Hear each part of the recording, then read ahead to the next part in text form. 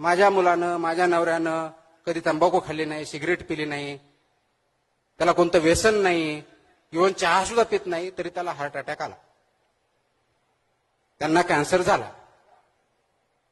आणि याच्यावर उत्तर हेच असतं की याचं काही कारण सांगता येत नाही.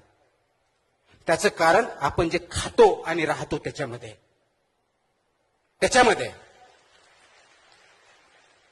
हे जनरली मला माहित होतं, पण ह्या पदावर आल्यानंतर जरा जास्तच माहीत झालं की दुधापासून, वड्यापासून, बाजरीपासून, तेलापर्यंत असा एकही पदार्थ नाही की त्याच्यामध्ये भेसळ आढळत नाही. आणि आपण काय म्हणतो, हॉटेलमध्ये गेलो, अरे मला चांगलं जेवण दे, स्पायसी दे.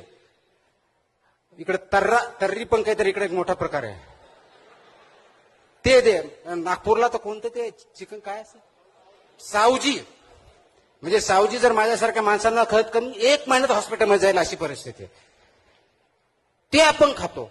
म्हणजे काय, ऑइली, फॅटी, सॉल्टी, शुगरी. तुम्हाला हार्ट अटॅक येणार नाही तर काय, तुमचं हार्ट अजून दुसरं तयार होईल.